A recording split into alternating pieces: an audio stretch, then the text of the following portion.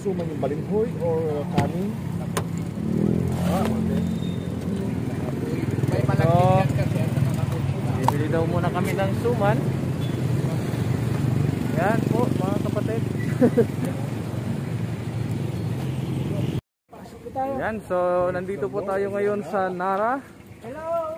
Isa sa mga gaganapin na video na gaganapin natin ng gawain. Ayan. So alright. Hey sister! Gusto po! Hey, Jesus love our alright. Ay, hello, hello.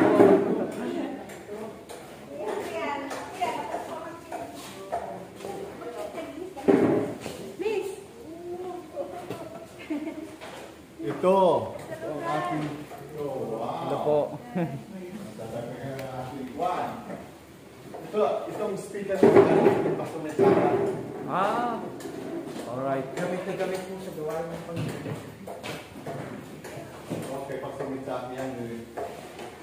Yung speaker niyo po, okay. Yung microphone niyo naman, okay naman. Okay na po, malakas po yung Ang camera natin, back to back.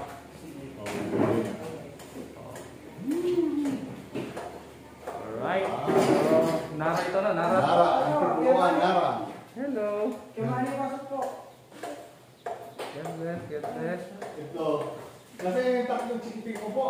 Ayos, ayos. Yung tatlong chikiping mo. Andito po, dalawa lang, isa dito sa sport. Oh.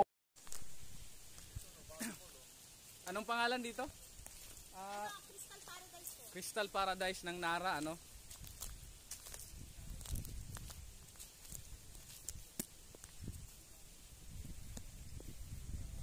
So, ayan guys, nandito kami ngayon mga kapatid sa Crystal Paradise. Tama namin sila ma'am. Ayan, so hatid sundo po kami dito. Praise the Lord. Sila po ay mga kaibigan po natin from other denomination. And ayan, hopefully mabaydo-salihan po natin. So yan. Yan po, ang ganda pala ng lugar dito. Dito po tayo sa Nara ngayon.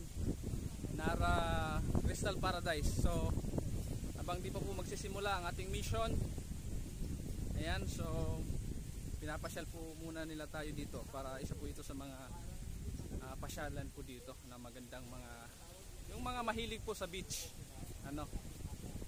so sila po ay sa Trinitarian, and hopefully makakasama na rin po natin sila. Ayan, isa po yan, and malaking blessing po dahil yan, pinagamit po, hatid sundo po kami ng kanilang sasakyan. We provide po, sinundo po kami sa airport. So yan, sila po ay baptist, and hopefully po mababaptize na rin po sila. Yan. So anong masasabi mo sa yan, Brother Reds? Antok na ako pero wala antok po. Ewan ko kung marinig yung boses natin dyan, kasi alright.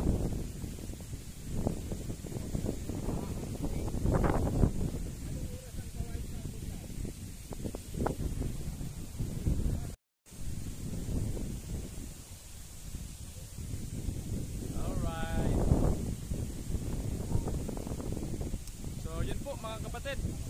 Ayan, so maganda po dito. Isa po ito sa mission po natin itong Nara. And then actually marami pong lugar dito sa Palawan po ang ating i-mission. Ayan, so kasama po natin yung mga ibang natin, and may makasama po natin Trinitarian and willing po makinig sa atin sa apostolic doctrine. So yan, hopefully magkakaroon tayo ng time din po sa kanila for Bible studies. Okay, so ang ganda po ng place dito. Nakikita nyo po.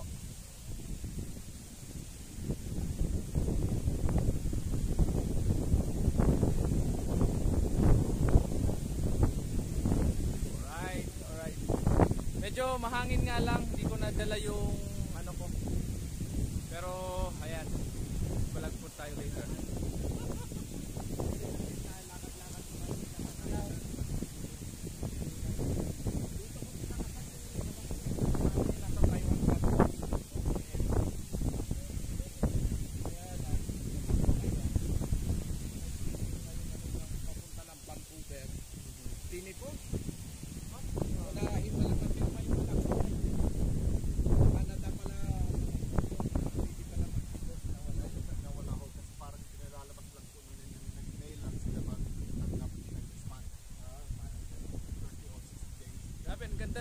dito.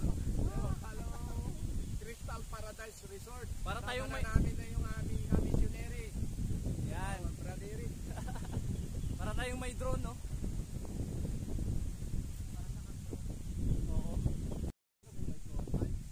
Hindi po, yung panibol tayo. Zero din siya, pero may nakala mo ano. Ganda. Long span din siya. Pero ganyan ang design.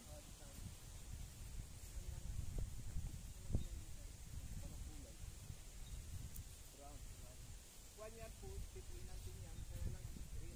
Sa gabi, nung kinabukasan sa gabi, hindi na tayo magagaling sa tayo. Oo, mag-design tayo kasi para sa gawain. Tapos, At least relax na tayo sa hapon. hindi nakahapot muna kami ng instrument para mag-daming tayo. Sige po.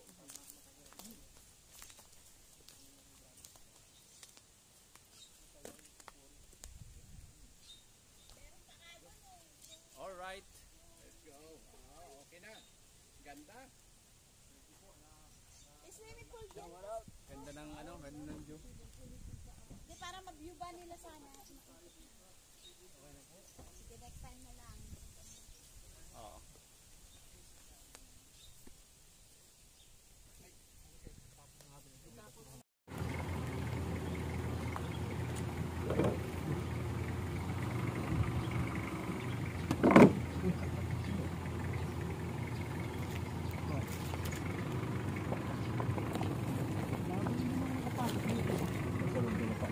Dito, bago ka lang nakapasok dito, Pastor Andy.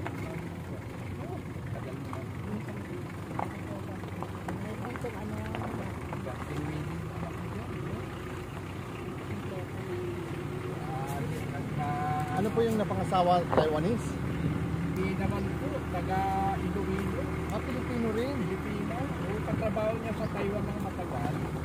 And then umuwi siya, sabi niya sa akin, nagpaalam. Papa, kasawa na. Lalaki po ang anak niyo. Lalaki yung anak ko. Sir, salamat. Thank you. Ay, nung bumalik sila, parang gusto pang yung ticket nila.